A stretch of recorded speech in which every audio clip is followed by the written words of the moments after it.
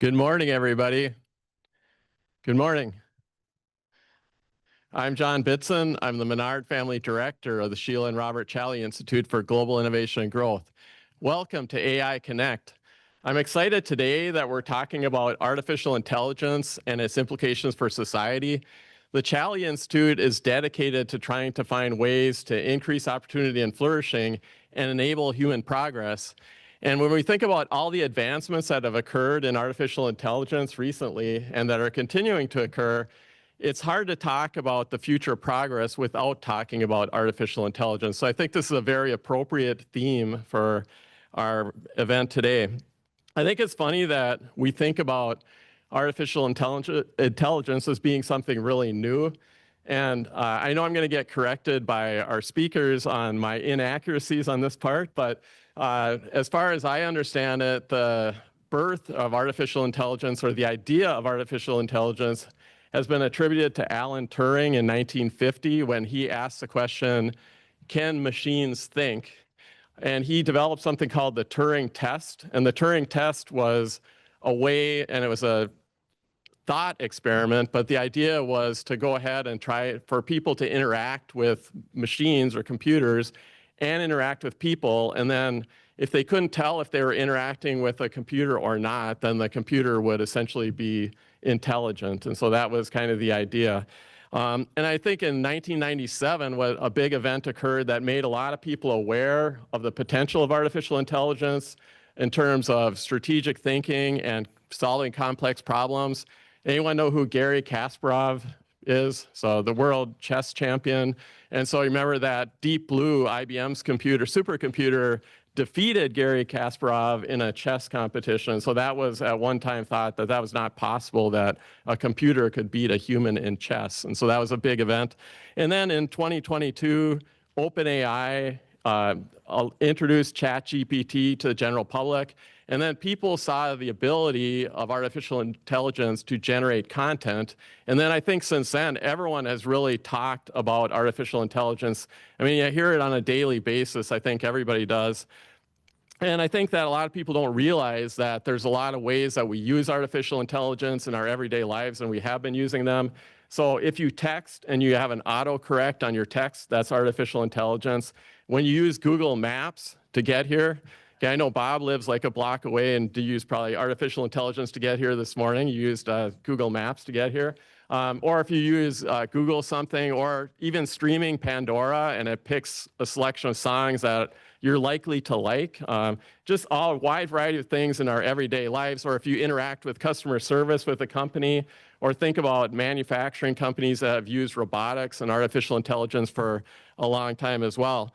But I think it's the promise of artificial intelligence and propelling future progress that really excites me. And so think about things like developing new drugs that are going to cure illnesses much more rapidly and at a much lower cost. Or think about the ability of artificial intelligence right now to diagnose more accurately than doctors can illnesses. And so those are really exciting. Or think about the ability to travel more safely and more quickly through autonomous vehicles, or businesses that are going to be able to use and still already are using artificial intelligence to improve their business processes, increase their productivity, reduce their costs. Or think about just the acceleration of innovation that is going to happen and already has happened.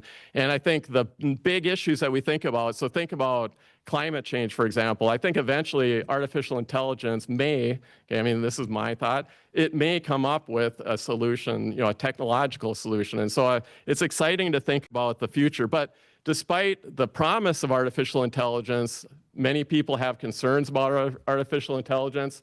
So people are concerned about job loss, and Revana is going to talk about that this morning. So people are concerned that certain types of jobs may be eliminated. Also, there's concerns maybe of different types of training that people might need in order to adjust to artificial intelligence. Concerns about deep fakes and misinformation, concerns about biases, concerns about privacy. So there are a variety of legitimate concerns about artificial intelligence as well. So I think it's a great time to talk about AI, how it can fuel human progress, and how we can address various concerns. So today we're going to talk about the promise of AI, the potential of AI. We'll talk about addressing various concerns without thwarting the innovative potential of artificial intelligence. And so really excited for today's event. And we have a really good lineup today. And so we have experts, 4 different experts on artificial intelligence that will be with us today. And I'm not one of them, so 4. So at 10 a.m., we're going to have, in just in a little bit, or I guess it is 10 a.m., so just in a couple minutes, we'll have Revana Sharfuddin, who is Research Fellow at the Mercatus Center at George Mason University. She's going to present on AI and the labor force, and that's also part of our Human Progress and Flourishing workshop series.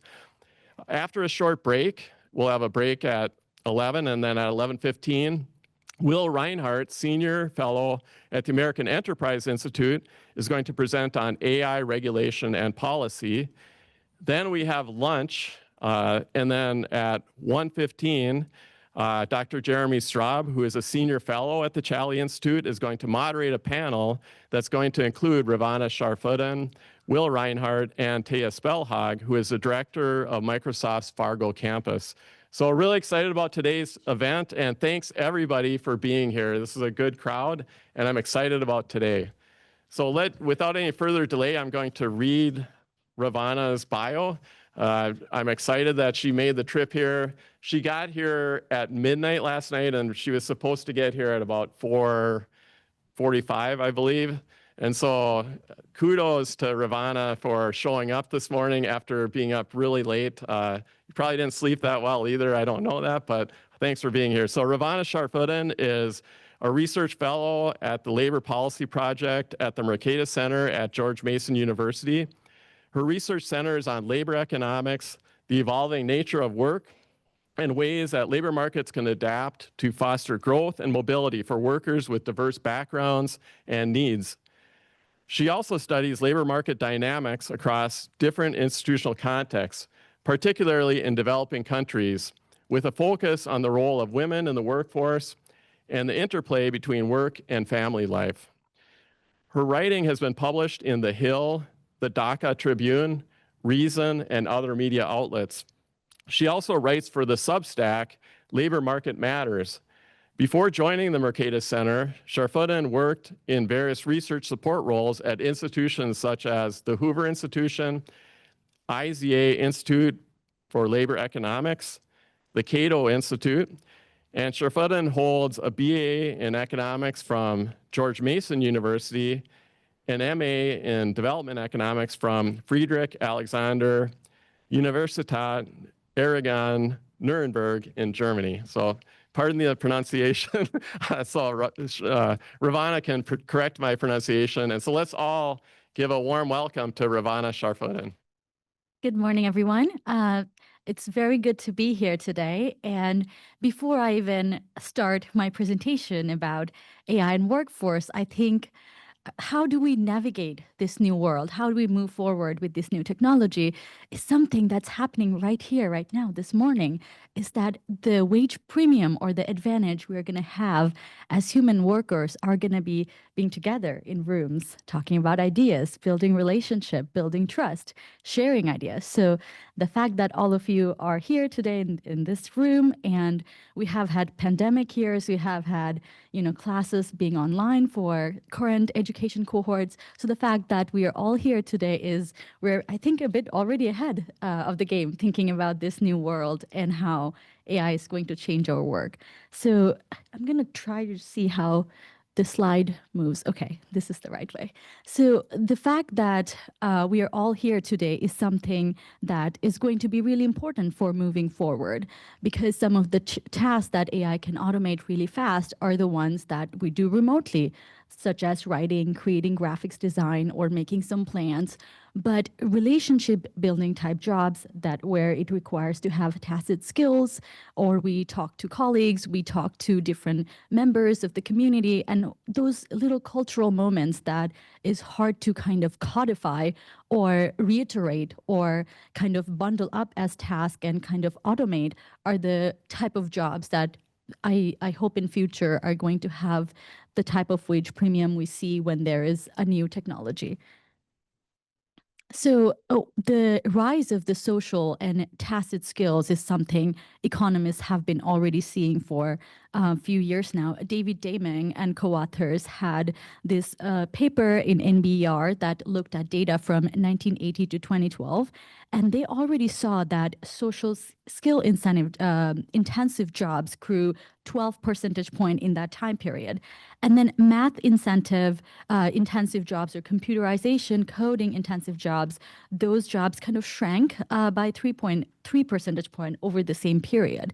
So we see that the biggest wage gain in that period from 1980 to 2012 are in jobs where we had a combination of cognitive skills and social skills. So this is not something that is just happening at the advent of AI. That's been kind of brewing in the background for a while now. And this is exactly why we need to think about how we move forward in this economy and have this kind of awareness of shift in the labor market that's been already in place for a while. And then the way we look into the skill-based technology and then task-based technology is something to pay attention to. In previous periods of new technology shock that we saw in our economy, that has been computerization, that has been internet, or other types of shocks such as globalization or China shock, we have seen that the traditional view has been technology simply raised the demand for high-skill work, and then it raised the average wages. So what we have seen is, on average, in general equilibrium trade models, on average, we were all better off. And then there were some partial equilibrium effects, meaning if we looked at certain sectors, they were left behind. And there has been a tension in our society for perhaps not addressing those, because we wanted to be champions of technology, we wanted to be champions of innovation, we wanted to be champions of entrepreneurship. But because we didn't kind of address some of the industries that were left behind, there is some tension. But there is a new growing set of literature that is not looking at just one technology shock and how that increases productivity. It tries to look at task-based productivity gains, meaning you look at any job, you don't just say, oh, this job is getting better off versus worse off. You are kind of looking at this fine-grained version of a job. What is a job? A job is a bundle of tasks. So there are all these tasks you do morning throughout the afternoon, and we can pick an example of, maybe we are in an academic institute, how a researcher works for 8 hours a day. You have a bunch of planning you have to do, then you go into reading papers, then you go into writing papers, and then you have those literature reviews you combine, and then you publish, but maybe at the same time you want to do some, social media kind of promotion of your own job. So those are kind of the little tasks a researcher does. So now, a current strand of literature looks at how task-based jobs are moving. And at this task level, when you integrate AI in the workflow, how does that specific set of tasks move, and then how does it affect a job? Because looking at just one job and saying how this is changing due to AI is not adequate enough anymore. It's not explaining some of the effects that much anymore. So that's why we have kind of this new way of looking at a technology affecting occupations and industries, which is going through the fine-grained level of tasks. And there are two key channels that economists are trying to understand the productivity gain from this new technology. And these two channels are automation, meaning you have certain set of tasks completely automated, and in some cases, certain jobs completely automated by new technology. And the older view used to be, okay, this job is completely automated now, but we know about, classic Joseph Schumpeter example of creative destruction, that there are going to be new jobs available. So that was kind of a little bit of older set of literature, how it viewed it viewed technology in the process of economic growth. But the new strand of literature that is done by Nobel laureate Darren Acemoglu and his co-author David Otter is to look at how jobs are at task level augmenting people's productivity. Meaning, when you have a technology integrated at your workflow, your productivity is raising up. You are jumping into higher order tasks, and you are seeing that in labor demand, and you are seeing that in wages. So your wage should ideally be up in labor augmentation picture of it. So two ways of checking the mechanism: labor automation and labor augmentation. And the interesting question now is, what kind of AI is automating jobs? What kind of AI is augmenting job? And also, what kind of jobs are more prone to augmentation versus automation? So as society, as economy, we can have this awareness going forward to embrace the augmentation route more for ourselves individually, but also as businesses to have this proactive idea of how do we empower workforce, or also expand the gain for everyone rather than have a short-term understanding of how this technology is going to affect us and have just quickly automate certain tasks. So that would be kind of short-term understanding of it, and the gains are perhaps going to be limited. And we see in literature that these are the two ways the automation and augmentation are happening. And then we have just the task that is, instead of a worker potentially reducing the headcount of specific type of job, if you have automation, instead of having 100 employees in a plant, you will probably have fewer. And with augmentation, it might increase the types of jobs available, and you can see newer forms of jobs. So the economist David Otter and then Acemoglu talk about two types of automation. We have the so-so automation, meaning it possibly will wipe out a lot of the jobs. And then we have kind of the pro-worker AI, which is supposed to empower workers more. So let's look at some literature example. So one of the newest, I think this is published in 2025, actually, Harvard Business Study paper, and it looks at how displacement is happening in the labor market. Is it displacing jobs or being complementary to the already existing productivity? And they use this huge data set where we have all of the universe of job posting in the United States. These are called Lightcast data set, and where you can go in and check sectors and industries and see how the jobs are being posted, what kind of jobs are being posted, potential wages, potential industry, occupation, and things like that. And in that job posting data set via Lightcast, they see that after generative AI became a more mainstream thing, I think they used the ChatGPT launch, the first one we had in 2022, the OpenAI one. They check that timeline and see how productivity has changed and how job postings have changed. So they see that 17% decline in posting for occupation in top quartile for automation potential. So jobs that are going to potentially automate work, there's a decline in that already. So the market is preparing to already automate some job. But on the other side, there's 22% increase for top quartile augmentation occupations. So businesses are actually quite interested to have people be empowered with AI tools and do higher order tasks, do better types of job, be more productive, and bring more profit for the organization. And in turn, you can imagine if their productivity goes up, perhaps the wages also go up, and we see that in other studies. So this is a clean example of automation and augmentation playing out differently, even in the short run.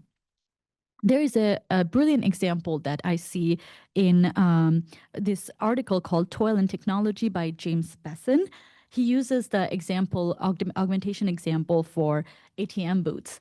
So when the ATM started to become a mainstream thing in the 1988 and afterwards, we have seen so many ATM booths open up with banks around us. But at the same time, we could imagine that bank tellers would lose their jobs. So potentially we would see that the bank tellers are not seeing the same amount of employment. They're not seeing the same amount of wages and so on. But what we ended up seeing is that because we had more ATMs, the bank's business business just blew up. There were so many banks around, and I was actually talking to a podcast and a radio. Those were Fargo-based before this event, and I brought up this study, and one of the hosts told me that I don't need to look at data for me to tell you that ATMs blew up. I just drive around Bismarck and I can see it. So yes, there is the anecdotal evidence. There is something we already see, and this is something we can really study through financial data and bank data. So ATM is a very clean, neat example of how certain types of occupation got completely automated, meaning we're not relying on a human individual to hand us our cash. We just go to a machine, but then we go to different types of bankers, which is actually kind of relationship banking type of jobs, where we go to the bank and we talk to the banker about the mortgage, about student loan, how to plan our entire finance. So this is exactly what I was talking about in the beginning, is that when this kind of automation happens, first of all, we get elevated to higher order tasks. We know that as humans, we don't enjoy doing those rote methods at our work that are codified, that are iterative, and you do it over and over again. And that's something you see in Karl Marx literature, is that how capitalism creates this rote task and your status goes away, or your the happiness you get from job goes away. And we see through the evolution of capitalism and evolution of growth and evolution of technology, is that market forces have the power to almost fight that also, just through market mechanisms, which is when you have technology, when you have innovation, people are finding ways to automate things. They don't want to do this road task. I don't think you would need central planning for that to happen. We see that through technology, through computerization, that all of this iterative, boring, mundane task that doesn't speak to our soul. We're a worker, we're also people, our identity, how we contribute to society. Those are the jobs that are coming to us with technology. We're getting towards higher order tasks, and the ATM is the really perfect, neat example for it, because just to get the cash, you go to the machine, but when you need some human support, some advice, some guidance, you go to your relationship banker, and those jobs have boomed over the years. So moving on to kind of understanding how we can measure how AI is going around in our economy, which is slightly difficult because we don't have the data to go into the firms and ask them, how are you really using AI at your workplace? Why would they give us that data? Those are very private and oftentimes cost a ton of money. It would be really hard to aggregate. Now, microeconomists, labor economists are making an effort to work with government agencies who do large-scale surveys, such as BLS, BEA, to include more modules for asking survey questions. And then even then, it's not the perfect data, right? Because you're asking people and they say certain things, they behave certain ways. We know about these biases we see in surveys. So we are still trying to find neat ways to really cut through the noise and get clean data of how people are using artificial intelligence. One way that is becoming really prominent tool for labor economists and people in this space doing the research is looking into the Anthropic Economic Index. So Anthropic is the producer that make Claude, that one of the I think it's the top three. It's in the top three most used AI technology. I think the first one is obviously OpenAI, and then we have Gemini, and then we have Claude. And they have this economic index starting from spring this year. They have kind of being an early mover in this space. They wanted to make sure that people really understand this new technology. So what they ended up doing is that they have this tool called Clio. It's a very neat tool where they programmed that they will take all of the chats being used in non-enterprise version of Claude. The enterprise versions are where you have specific contract with businesses and organization that your data is not going to be used for trading, but the non-enterprise version of it, and you anonymize the chats because they are quite concerned about privacy and security. So they anonymize the chat and they codify it to see how people are using this data. And the best part about it, they make it publicly available, which is really, really neat for researchers, social science researchers, economists. So you can go on their website, pull this data and do your analysis. And some of the things that they do there is that they use the ONET data set that's by our government agencies, where you have occupations and task levels neatly neatly categorized. So they take the on-net data, they take their anonymized chats, and they match it. They match it to see how people are using AI. So there are questions like which industries are what kind of questions people are asking in the chat. Are they industry-based question? Do these questions signal which occupation, which field you're in? And then they try to see how are people using the tool. Are they using the tool to teach themselves certain things? Are they using the tool to completely automate some tasks? So, or are they using the tool to kind of elevate their own productivity level? So it's not perfect, obviously, but they take up some proxies from some of the tag they see in their questionnaire. So this anthropic economic index is becoming a really prominent tool in labor economics field for people who are trying to study this. So we see that in anthropic economic index that there is more augmentation than full automation. Full automation is very, very small. It's in single digit. And we see what kind of places AI is being used.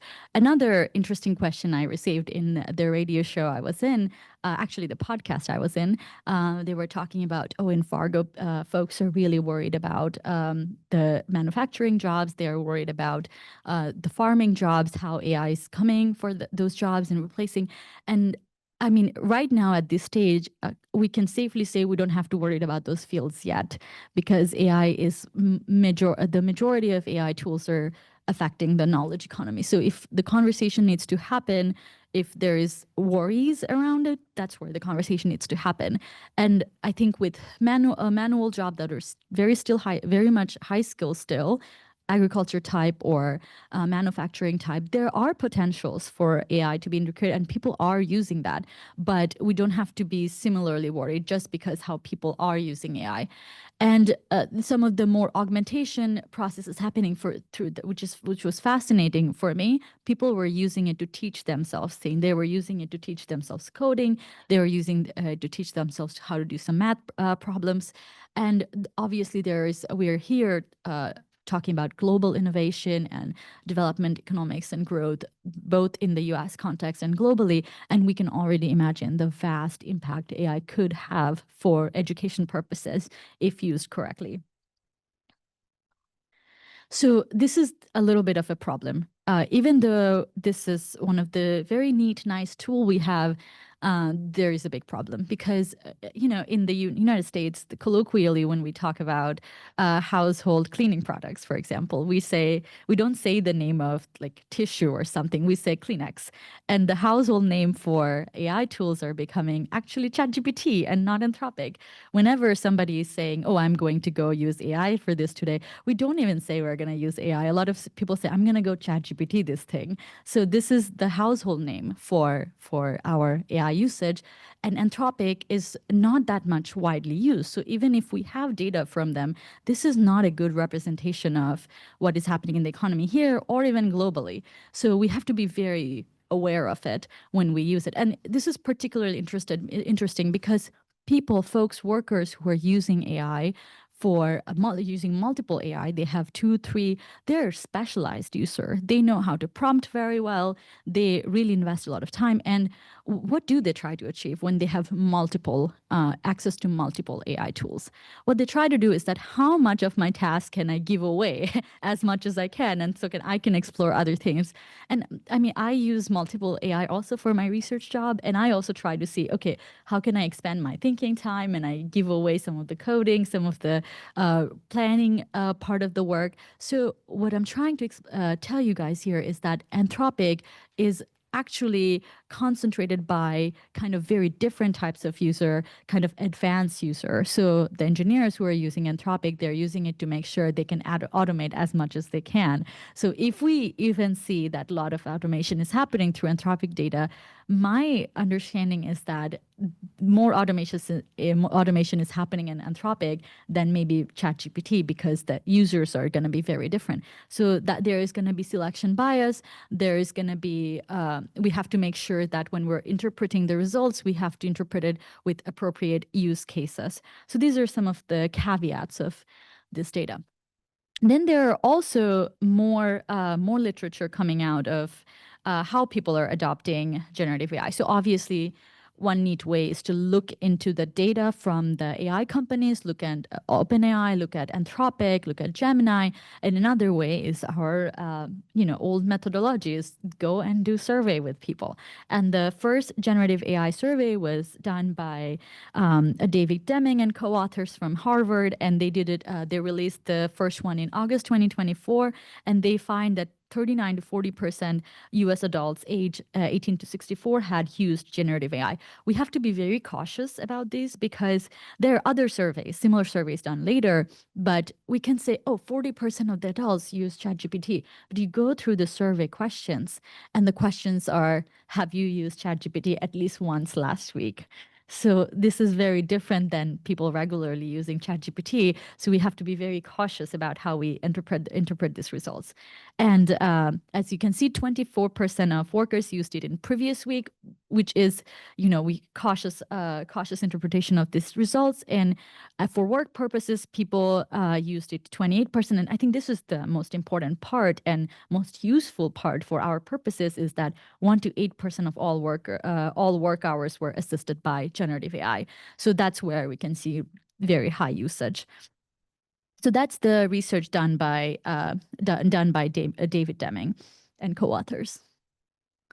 And we can see also from their research exactly where people are using ChatGPT and similar types of generative AI. And afterwards, there were co-authors from U Chicago and Hoover Institute, John Hartley, Vitor Mello, also Mercatus affiliate. They did another survey to look into all of the workers in the United States, and they also see similar results of about 40% of usage at least once a week in the past week, usage of generative AI. And they also look at productivity data. They see that 1 to 2% productivity bump. So how do they check the productivity data? They take the survey data and they match it with the already existing data we have through BLS. And BLS has data on productivity. BLS has data on wages. How do BLS have these data? So generally, all of the private businesses in the United States, they have to send in payroll information to government agencies for understanding for unemployment insurance purposes if they're paying for the unemployment insurance taxes.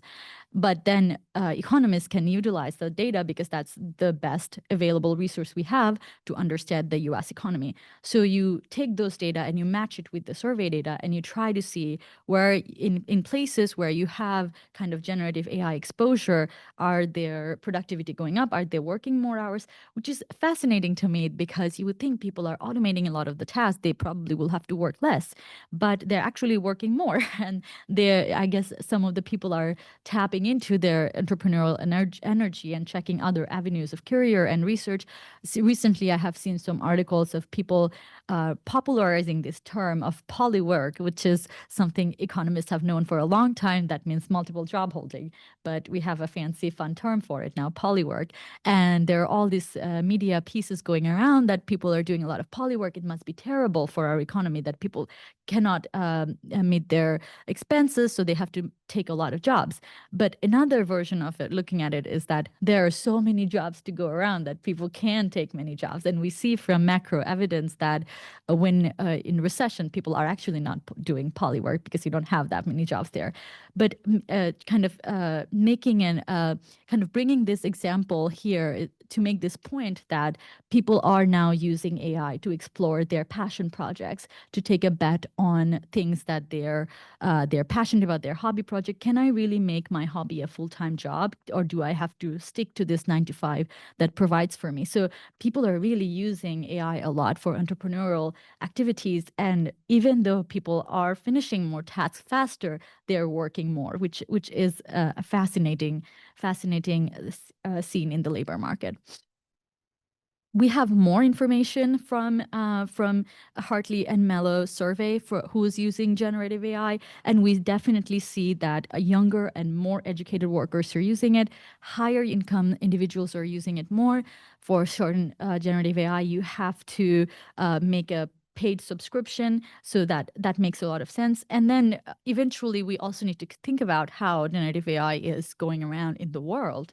And if paid services somehow you get access, then kind of the bigger gains we can achieve from generative AI from in implementing it all over the world would be to go into developing countries, rural areas, and people can access education. But if most services or higher quality services are paid, we're not going to be able to see those gains. And it's interesting to kind of see the development of this area and kind of keep an eye on it and see how it progresses. And people are doing a lot of research to kind of study these things.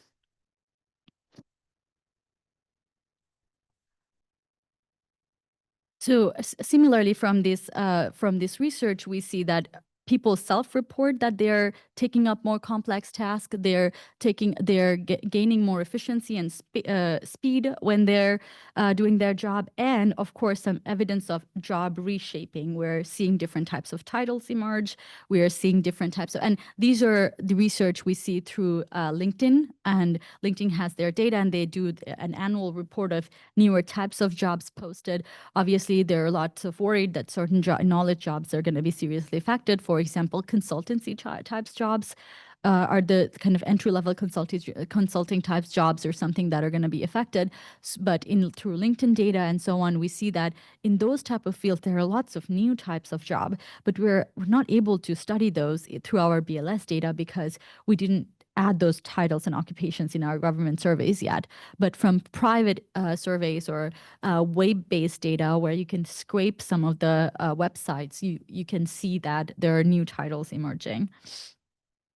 So this kind of goes back to social skill and wage premium of this new technology and where the world is moving forward. So cognitive skills with low social tasks, those are the one where you might see a lower level of employment, lowering wages, but a lot of jobs where you need coordination, persuasion, care, soft skills, understanding of different culture, talking across different culture. Those are the things that where you might see a flourishing of new jobs and wage premium. So this is a topic that might be hard for a lot of students right now, and I thought it would be interesting to address it and also talk through it together. We would have opportunity to talk after, have Q&A, so I would be really interested to hear everybody's perspective on this. But there are lots of media pieces going around that entry-level jobs, recent graduate jobs are really getting negatively affected. Lots of people are struggling to find jobs. Now we cutting through the noise and figuring out what actually is happening to kind of go through this new world and navigate this new macro environment. So obviously entry-level job is very, very important for social mobility, for human capital development, but also it's the first step in the ladder to move up in career progress. So if we are seeing a serious break in entry-level jobs, that will be quite bad. But it's important to realize if that's really happening first. And the second thing, if that's happening, is that AI doing that?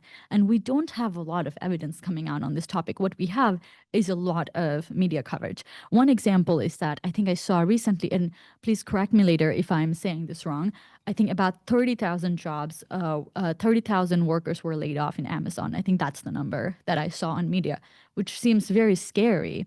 But then you look at all of the jobs that opens new jobs that are added in the United States every year. They're close to 1 million. So 30,000 job is kind of a drop in the bucket. So we have to think about the aggregate economy and how that's changing and not get super anxious with some of these headline figures. What we need to check then is carefully done studies that are national level, and also consider the macro conditions we're in outside of AI. We are in a situation that we have a lot of tariffs uncertainty, we have immigration supply related issues. So when your outside external conditions are this way and you're a business owner, what are you going to do? Possibly pause hiring and see how things go. So that can be one explanation. And the second explanation is a lot of people talk about post-COVID hiring spree. Lots of hiring happened at the time, so you cool down your hiring after. So that's definitely another explanation. So some of the other things are also happening in the economy that we need to keep an eye on, but also maybe AI is playing some role, but how attributing and saying AI is causing all of this job loss is not a very helpful narrative without having proper causal empirical evidence to back this up. So that's where to go next step is that to look at what's the best quality evidence we have on this topic. So we have this new paper coming out called "The Canaries in the Coal Mine," and this is done by top economists from Stanford, Digital Economy Lab, and Eric Brynolfsson and co-author. And they look at ADP data, that's the private payroll data, and they focus on workers who are aged 22 to 25 in occupations that are very with varying AI exposure. This is important to keep in mind at this stage, is that they use Anthropic to kind of bring in which tasks and which occupations are being affected by AI. So again, this is not a very good proxy because Anthropic is not a good representation of the entire economy, but that's the best we got. And they see that there is this is a massive data set. They are able to slice through different age group, and they can see actual, as best as we can, actual employment effect and not just some sort of theoretical exposure. So in that study, they see that 13% of youth employment decline, and then that happens more in AI-exposed occupation defined by the Anthropic Economic Index. For older workers and in the same occupation, they see stable and sometimes even rising employment, and declines concentrated in occupation where AI is more likely to automate than augment. Wages are largely flat. Adjustment shows up in headcounts, not pay. So in their study, pay is unaffected, but you are seeing a lower employment level for entry-level worker in fields where you have high AI exposure, but you don't see it in fields where you have AI augmented possibilities for that field. And they present a set of stylized facts that I kind of summarized. But we have to be very, very careful in this study. So we have to understand that this is not a causal study, meaning this is an observational study. We don't have a natural experiment, a situation that we see in many economics literature. So we have to interpret the result with caution. I would really like to bring attention to this chart because it went all over the place. It became very popular, and you can see the line that is going through. I think it's 2022. I'm having a little bit hard time seeing it from here. And you can see the blue line that's going down. That's the early career, early graduate employment for software development. And this is the data to show that this is the segment of the economy that is getting really badly affected. But if you really closely see the blue line, you see the trend of the jobs, the employment going down already starts a bit early, actually, a bit before the line that's going through OpenAI. So my understanding is that maybe there is some effect of AI, but something else was already going on in the field of software development and young early career workers, because we see a little bit pre-trend. So for economists to say AI is causing young grad unemployment rate, what needs to happen is that all of the lines need to be parallel, and right before the break, you can't see a pre-trend, which you see here. So obviously, this is a sign that something is happening there, and possibly AI is playing a role, but you cannot say that AI is causally affecting this job displacement. I just wanted to bring this chart up because it's really going around everywhere and becoming really popular to talk about a very scary situation for young grads that I don't think we should so confidently attribute to AI. And so there are other literature going on to understand what is going on in entry-level jobs, what is going on in young grad unemployment rate. And a prominent journalist who was also a data scientist, John Barn Murdoch at Financial Times, he did a very nice piece there where he looked through data of men and women and different sector for this particular age group. What he ended up seeing, if you pull out men and women, the new grad unemployment rate looks very different. Actually, women are doing really well right after graduation, and young men are unfortunately struggling. And he explains this phenomena through a story of sectoral shift. Our tech sector seems to be not doing very well right now, and the healthcare sector is just booming. It's just growing very much, and the wages are going up, and lots of new hire. And we know that men and women self-select into occupations differently, and women tend to go into care-based occupation more. So a lot of women self-select into healthcare profession, and they're doing quite well. So another line of argument would be the new grad unemployment rate is not something to do with AI. Perhaps there is a huge sectoral shift happening in the economy, and AI is kind of multiplying the effect. So that's another story.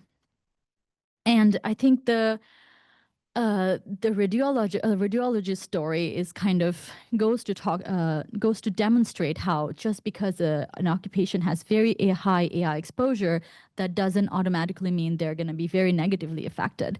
And also another very successful example of healthcare industry using a lot of AI and really booming and becoming bigger field and becoming a really robust field. Radiology field had the most use cases of AI in the last decade or so. I think about 70% of the new AI tools were added to the radiology field. And even then, people are seeing lots of new jobs. And I think on average, radiologists in the United States make $500,000 per year. So this is a good example of how AI exposure didn't actually change anything. So it also goes to telling that if we take those anthropic data and say, these jobs were exposed to AI, match it with wage data, and there are lots of other things going around there, and it's not telling us the full story. But what would need to happen is for us to work with different farms closely or do more research in experimental setting to really pull apart each occupation at task level, have a more apples to apples comparison in the best way we can, given this is a social science, and match similar types of work or give them AI tool, or vary them by experience level, vary them by other different attributes, and see how AI affects their job. So if we look at, this goes back to the point I earlier made, exposure scores can mislead policymakers. So what can we do in case there is a big AI displacement at the early career level? One big opportunity that a lot of us seem to miss is that business opportunities, because business entrepreneurship, these are the jobs where we need those tacit skill, where we need those relationship building, where we need to bring people together in the same room, and entrepreneurship would be hard to automate. On the other hand, for small businesses, having AI is a great way to start a business, to make your business plan, to do a lot of, for example, media, graphic designing work, automate those tasks. So there are lots of baby boomer businesses that are ready to exit. And we see from data, we see from surveys that they don't quite have the exit plan because they don't have the next generation in their family that are ready to take up this businesses. So thinking for newer generation, for instead of going into knowledge economy or white collar jobs, to go back to kind of the spirit of America, to go back to entrepreneurial energy and tap into these new businesses, and think about taking a bet on yourself in that way, because we already as students take lots of student loan, and that's something already taking a bet on yourself. So maybe transferring those into some sort of business energy for next generation would be a path forward to navigate some of, in case there is a big break in entry-level job, which we don't see yet. And there are this is a more private sector opportunity to consider, but there are certain things we can also do in policy.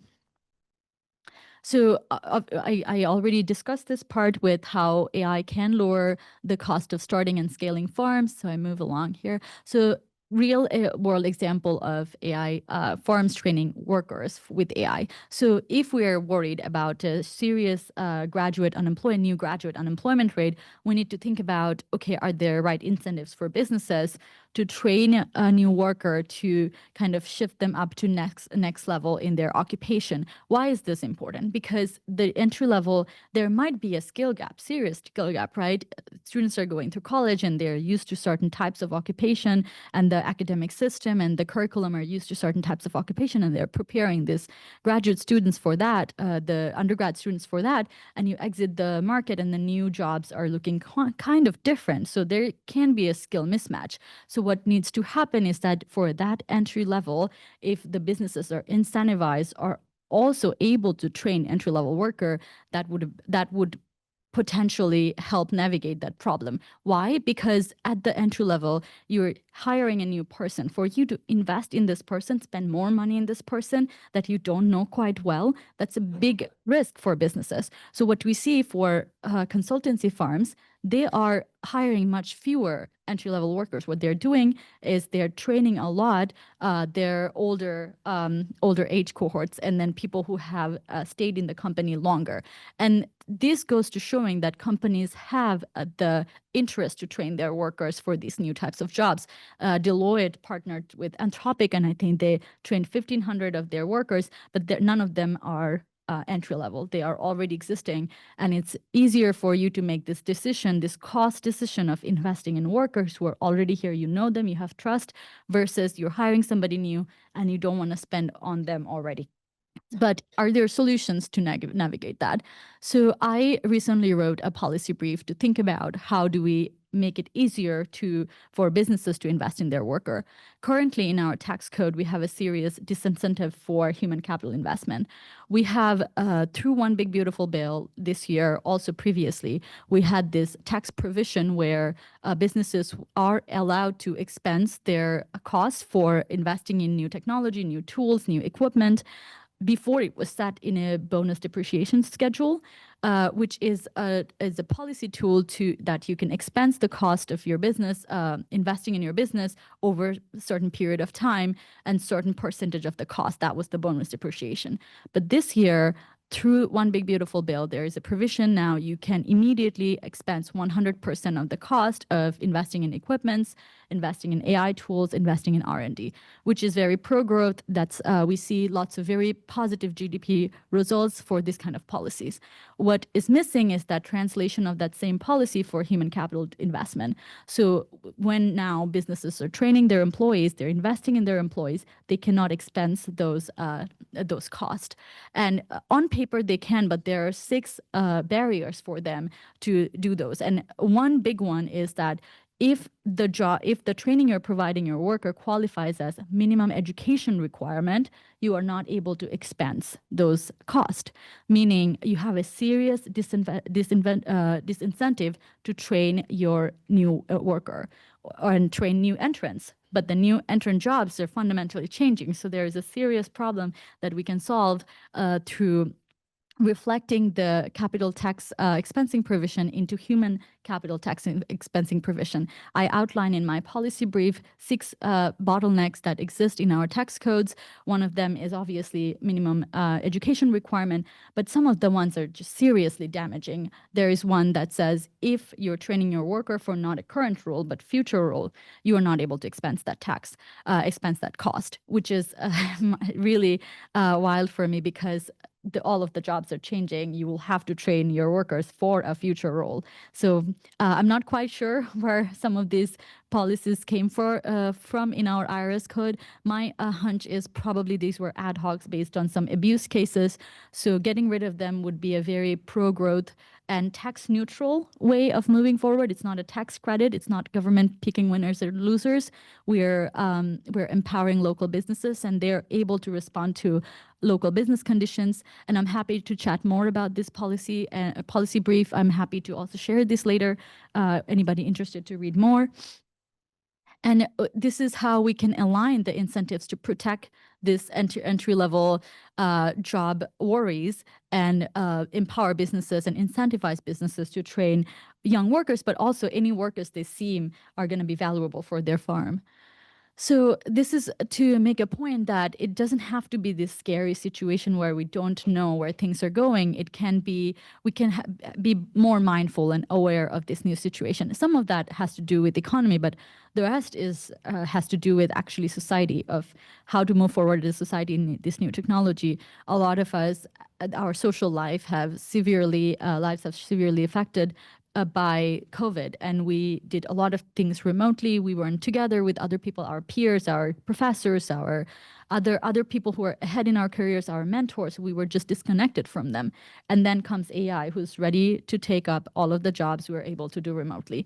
So some of the things have to be societies coming together, being together in presence, gathering the courage to talk to each other, which can be a very scary for newer age cohorts, which were not used to a lot of in-person interactions. And also thinking, how can I use AI to elevate my skills? Because a lot of the positive things about AI is that how much you can teach yourself, but at the same time, thinking about entrepreneurial ideas and thinking about maybe knowledge economy is not the next step for me. Maybe there are lots of business ideas around, looking around the local economic conditions and thinking about those things.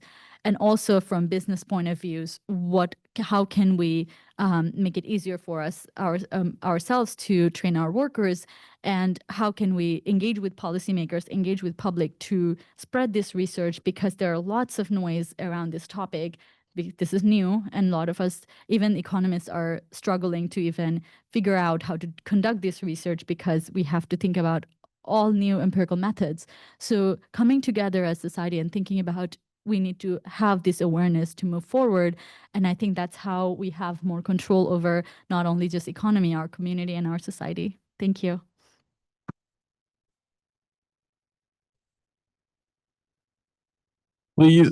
Please raise your hand if you have a question, and I'll bring the microphone to you.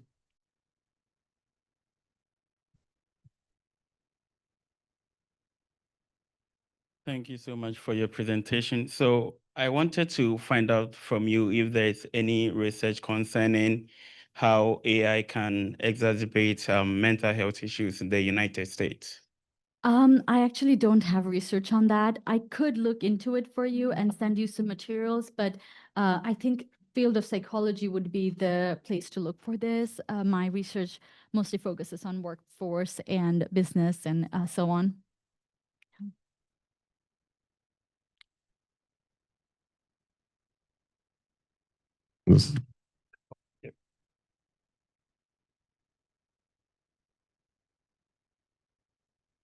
Deloitte is using Anthropic data to advance some of its training.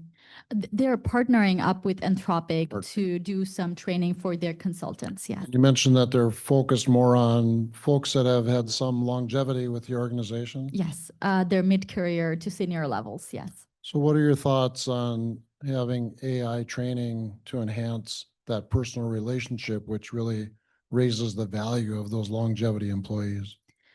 Sorry, can you repeat that question one more time? Yes. What are your thoughts on using AI to advance the interpersonal skills of those employees that are long-term employees with Deloitte? How can AI help them with their interpersonal skills and that wage premium? I think it's actually doing the opposite. I think it's automating as much as the consultancy task it can, because a lot of people were assuming consultancy jobs will just go away, because so much of the tasks consultants do are making slide decks, making Excel sheets, making PowerPoints, and those you can very easily do with AI. So the AI training is done to automate those, and the relationship building part of the consultancy job is where the premium is. And that's where the senior and mid-career people are intact, because they have built those relationships in their ecosystem.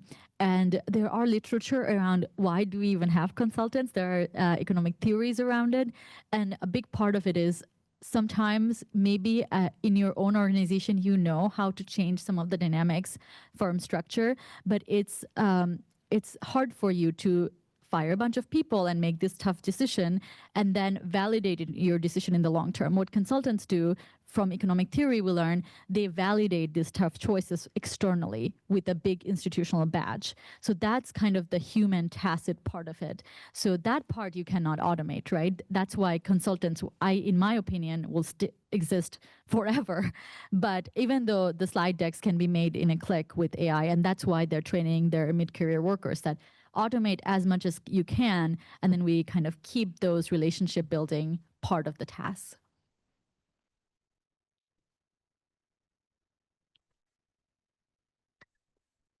Thank you for the presentation. I want to ask about education industry.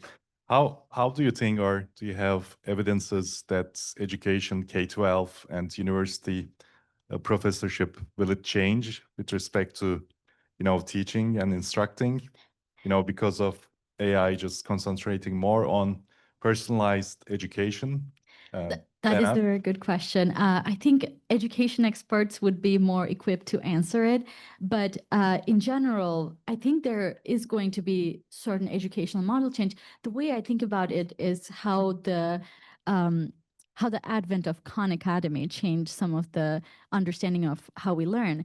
And I personally have experience with those. I am born and raised in Bangladesh. I moved to the US as international student. I see many international students in front of me, so it's it's a great pleasure. But when Khan Academy started, I was back in Bangladesh and I was learning a lot of these calculus classes through his videos, but that never replaced the need for academia, the need for college. That was just a complement and not a substitute, because some of the mentorship, some of the career guidance, there is something about being in a class in front of a professor and learning that has, I think about Oxford, that university is standing for 1,000 years. It has seen all. So some of the education model, I believe, is here to stay. But I also understand my expertise is limited to make a comment here. Thank you. So I'm curious, with a lot of companies adapting AI for their workforce development, for augmenting a lot of tasks, are you seeing workers having to take on more responsibility or more job tasks because some of their time is being saved due to AI? I would say the things we see in data is possibly not taking more tasks, but tasks being shifted up. So you're giving away some of those email writing, marketing campaigns, and so on, and you are finding out different types of tasks. One good example is actually my own life. I used to spend more time doing some of the more coding-related work, and now I come here and give speeches. And so my task kind of shifted off human engagement and meeting with people, meeting policymakers, and maybe a bit less coding or learning some of the coding. So just thinking about my experience and thinking how the economy is reshuffling, I would say that the tasks are shifting rather than expanding altogether. Other questions? Oh.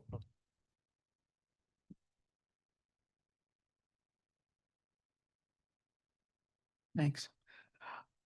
I would suggest that, like previous technologies, AI is being dramatically poorly used right now, because while people are looking about employees, I would say that the interaction with personnel is being ignored.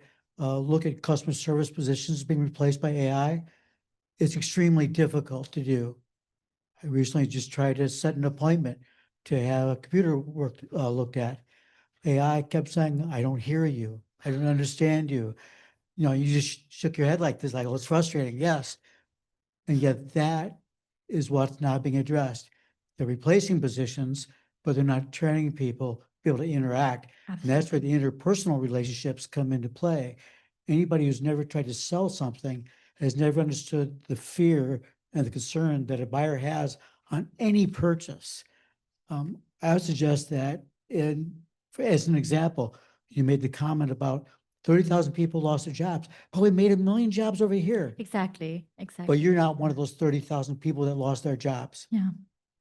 Nobody takes that into account. It's that, how do we address this? Yeah. Instead, there are a lot of high-level executives who are making a lot of money by replacing people with AI, but later on, when AI has caused many of their customers to leave, well, that's somebody else's problem. I really think that economics is looking at this from a, as you've often said, a theoretical standpoint, but not from an applied standpoint. I think much more work needs to be done in that level. I'm not asking a question, I'm making a comment. I'm so glad you made this point, because as soon as I said 30,000 job loss and I looked at you and you were like, no. So I really wanted to hear your point, what pushback you might have. And you were very correct about the full potential of AI possibly is not being extracted because we're not taking it. Businesses are not, for short-term reasons, and we have other intertemporal incentive realignment problems. They're not thinking about augmentation as much as they should. And Eric Brynolfsson, whose study I mentioned multiple times, he wrote a piece where he did like a very simple graphic of, if we only automate how the economy, the gains are going to look probably this much in a, if I have like a Venn diagram. And if we augment, it's going to expand so much more. And the thing is, I think businesses are not realizing it because they're just like, oh, let's just get rid of some people and make a lot of money in those headline numbers, not at least not in the aggregate economy, but at least for those headline numbers. But they're going to come to a point of self-correction, because a lot of you and I are being frustrated when we're calling customer service, and they're going to understand this customer response in a few months, and they're going to try to correct that. Tyler Cowen, who is a prominent figure in Mercatus Center, also a public intellectual, he recently wrote a piece of how businesses need to restructure thinking about AI, and they're not doing that enough. So I think you're very accurate on your assessment of the situation. Also, economics as a field, as I mentioned multiple times, the empirical models we have, the data we have, they're not there yet. We are working on it. This is a new field for everyone and economists. We have time for one more question. As per your presentation, you have mentioned that there is a strong shift towards the healthcare for AI usage. And how do you see this AI shifting, especially in the healthcare domain, from reactive treatment to the preventive side? That is something I would ask a healthcare expert. This is not, I don't have information on that. I apologize. Okay. And in case of like economic wise, when you are redesigning the policies with respect to AI, like the next question we learned about, like how do you enforce through your policies on AI human collaboration? Like a recent last week, we had a Cloudflare downtime. That is because of the most of the workers have been reduced, and it impacted a lot of like the world economy also. So in that situations, how these economy policy makers are going to address on, like, yes, of course, AI is helping, but how do we add that human collaboration? I think the way I try to address it in my policy work is to think about how to incentivize worker trainings for businesses. How do we make it easy? How do we make it less expensive on them? But also some of the things you mentioned, I think they relate a bit more to the governance side of AI. How do we govern this technology? And that would be the perfect person would be our next speaker to address some of these governance issues. And I hope you guys also have a vibrant discussion on that.